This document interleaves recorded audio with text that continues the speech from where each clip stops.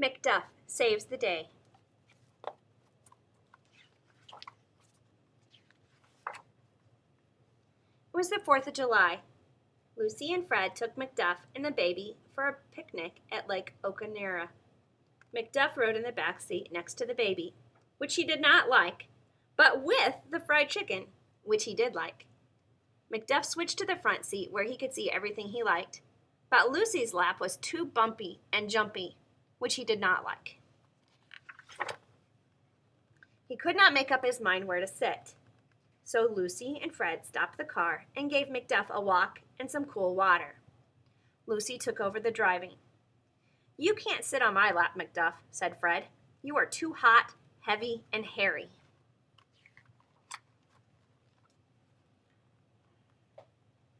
Back went McDuff next to the baby again.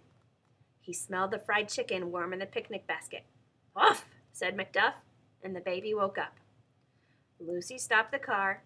Fred gave the baby a bottle. Lucy gave McDuff a marrow bone so he wouldn't bark at the chicken.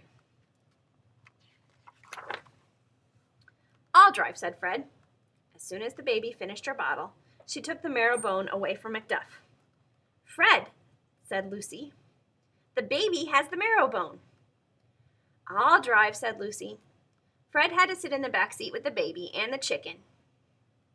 "He always gets to sit in the front seat in the end," said Fred. McDuff stretched out in the front seat and fell into a sausage squirrel dream. When they arrived at Lake Oconera, Lucy carried the picnic basket and the baby. Fred carried the beach chairs and the blanket and the handy-dandy fold-away baby emergency travel kit. "I'll take the baby out in the float-a-boat," said Lucy. "I'll go back and fetch the sun umbrella and the playpen and the slug-a-bug," said Fred. "You watch our picnic, please, McDuff," said Fred and Lucy. McDuff knew no one would dare come near the picnic basket with him there, but McDuff didn't hear or smell the silent invaders. They penetrated the picnic basket by the hundreds, and in a few short minutes, the picnic was gone. Fred and Lucy did not know what to do. "We could eat mulberries," said Lucy. "I could catch a small fish," said Fred. McDuff decided to explore other picnics. He went from blanket to blanket until he found Mr. DiMaggio. McDuff took a meatball from Mr. DiMaggio's picnic. "No," said Mr. DiMaggio. McDuff started eating more meatballs. "No, no, no," said Mr. DiMaggio. Fred and Lucy heard him. "Your dog is eating my picnic," said Mr. DiMaggio. "We're so sorry," said Fred and Lucy.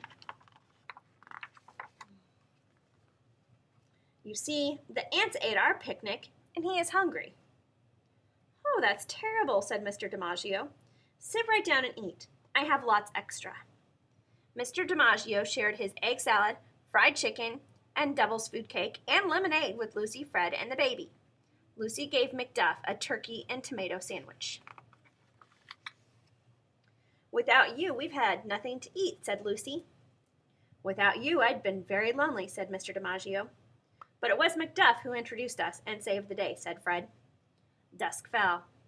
Mr. DiMaggio brought out his concertina. "Wah!" screamed the baby. Fred held the baby's ears, but it did no good. Mr. DiMaggio played the Star-Spangled Banner. "Wah!" screamed the baby. Then McDuff began to howl, and everyone sang along. It was time to pack up the umbrella and the float-a-boat and the slug-a-bug and the handy-dandy fold-away baby emergency travel kit and say goodbye to Mr. DiMaggio.